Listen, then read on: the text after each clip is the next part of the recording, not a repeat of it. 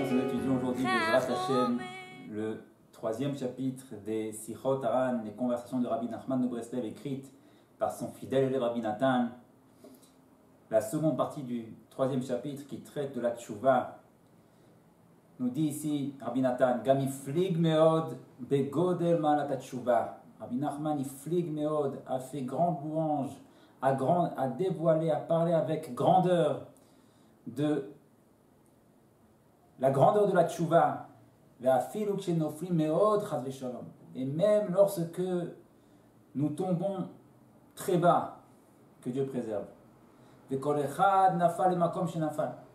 Et chacun est tombé là où il est tombé, Rahman al-Itzlan, que Dieu préserve. Malgré tout, nous dit Rabbi Nachman de Breslev, Asur liyaesh atzmo, il est interdit de désespérer. Pourquoi? Ki tchouva gavoa le mala minatora.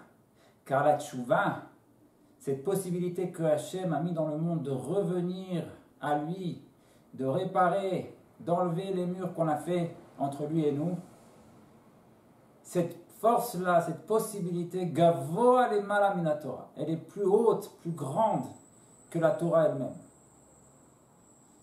Et donc, parce que la tchouva est plus forte encore que la Torah elle-même vient de plus haut, comme cela est mentionné, s'explique au niveau de la Kabbale, des secrets de la Torah appartient à la Sphira de Tiferet, alors que la tchouva, elle s'apparente à la Sphira de la Bina qui est beaucoup plus haute. Et donc, étant donné que la tchouva appartient à la sphira de la Bina qui est beaucoup plus haute que Tiferet, celle de la Torah, donc nécessairement elle a la possibilité de réparer ce qui a été affecté dans l'accomplissement de la Torah, parce qu'elle vient de plus haut, au même titre que s'il y avait une faille dans le mur et qu'on faisait couler du ciment de haut, et bien ce ciment descendrait et fermerait toute la faille, la même chose. Cette lumière de la tchouva qui vient de plus haut, elle descend et puis elle ferme toutes les failles qu'on a pu faire dans tous les domaines de la Torah, quels qu'ils soient, puisque ça vient de plus haut. C'est la raison pour laquelle le désespoir n'existe pas, ça n'existe pas. C'est plus encore que ce que Rabbi Nachman a dit avant. Auparavant, il a dit qu'il est interdit de désespérer. Là, on passe une vitesse de plus, ça n'existe pas. Autrement dit, si tu désespères, tu es dans l'imaginaire. Tu es dans l'illusion, ça n'existe pas. Kim yiske, car s'il mérite, yuna sin me avonota vinyan acher legamre. Car pas seulement que tu peux tout réparer, mais kim yiske, car si tu mérites, yuna sin me avonotav, ils seront faits de tes fautes. Vinyan acher legamre. Toute autre chose. Ou comme nos sages l'ont dit dans la Gemara traité Yoma, que les fautes sont transformées en mérite. Autrement dit, une personne qui a fait tchouva, qui a cru dans ce que dit le tzaddik ici, qu'il y a auprès d'Akadosh Baruch Hu une telle miséricorde, un tel amour pour toi, que fort de cet amour, Akadosh Baruch Hu a fait descendre dans le monde une force de tchouva où tu peux tout réparer, quelles que soient les claques que tu as données à Hachem, quelles que soient les années après années où tu lui as dit Hachem, toi là-bas, moi ici. Akadosh Baruch Hu, même après des années comme ça, il reste là, continue de faire battre ton cœur, continue à espérer en toi, continue à t'ouvrir la porte de la tchouva. Lorsque tu vas croire en cette miséricorde-là, et que tu vas faire tchouva fort de cela, alors disent nos sages dans la Gemara, non seulement il va pardonner les fautes, il va t'effacer les fautes, mais dit la Gemara, il va même te les transformer en mérite. Tu vas arriver après 120 ans en haut, et tu vas arriver dans un champ merveilleux, ton Gan Eden, celui que tu as mérité. Et soudainement, tu vas voir dans ce jardin magnifique, princier, royal, ici à gauche, un arbre avec des fruits magnifiques, une odeur magique. Et sur l'arbre, écrit une pancarte. Cet arbre t'a été offert suite à tel jour où tu as transgressé le Shabbat. Hein? Je reçois un arbre, je reçois un morceau du Gan Eden. Une fois où j'ai transgressé Shabbat, j'ai un mérite d'avoir transgressé Shabbat. Viens Kadosh Baruch Hu, viens le Beddin d'en haut et te dit oui mon fils. Pourquoi? Parce que rappelle-toi ce jour-là où tu as fait tchouva, tu t'es tourné vers Hachem et tu as fait tchouva.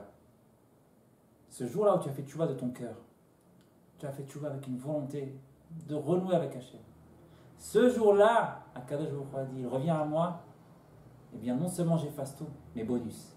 Toutes les fautes qu'il a faites deviendront des mérites. Quelqu'un comprend ça? Personne ne peut le comprendre. La miséricorde d'Hachem nous dépasse. Il y a dans ce sujet-là des secrets de secrets, profonds secrets. Mais ce que nous devons prendre comme principe, nous dit Rabbi Nachman, c'est que de toutes les chutes, de tous les éloignements, chez Baolam, quel qu'il soit, tout ce que tu imagines, tout ce que tu as pu voir autour de toi, toutes les histoires les plus folles, Rahman al-Islam, que Dieu préserve, Yecholim lachzor elav idbar, on peut revenir de là-bas à Hachem, mais pas juste cela. Rajoute ici Rabbi Nachman un mot-clé, Benakel, facilement. Ne crois pas que c'est difficile. Tu dis, bon d'accord, ok, j'ai compris, mais bon, quand même, de là où je suis, revenir à Hachem, c'est quand même pas une partie de plaisir, c'est quand même un parcours du combattant. Non. Te dire Rabbi Nachman, tu connais pas Hachem, moi je le connais. C'est Benakel, c'est facile. Kiligdulato en cheker. Car à la miséricorde d'Hachem, il n'y a pas de fin. Ve'aikar she'akol talui bo. Quel est le moteur de tout cela? Quel est le moteur de cette tchouva? Shelo yeh meyaesh atzmo minitzok el Hashem. C'est qu'une personne ne perde pas espoir et ne cesse de crier vers Hachem, d'appeler Hachem. Crier, ça ne veut pas dire crier avec la voix nécessairement, mais le cri fait référence à une prière qui vient du fond du cœur, d'un sentiment de détresse. Ribono shel olam, Ribono shel olam, je ne peux pas continuer à être loin de toi. Bosham, je ne peux pas continuer à me comporter d'une façon qui me sépare de toi, qui m'éloigne de toi. C'est une prière qui vient du fond du cœur, de la détresse d'une personne. Quand est-ce qu'une personne crie quand elle est en détresse? On lui a pris quelque chose cher à lui. Là, elle crie. Là aussi. Cette prière-là, qu'on se tourne vers Hachem, avec cette conscience que l'autre côté nous prend quelque chose de cher, et on crie vers Hachem, mon cher, rapproche-toi de moi. Cette proximité, elle m'est chère. Rapproche-moi, donne-la moi. Cette prière-là, c'est ce qu'ils appellent crier à Hachem.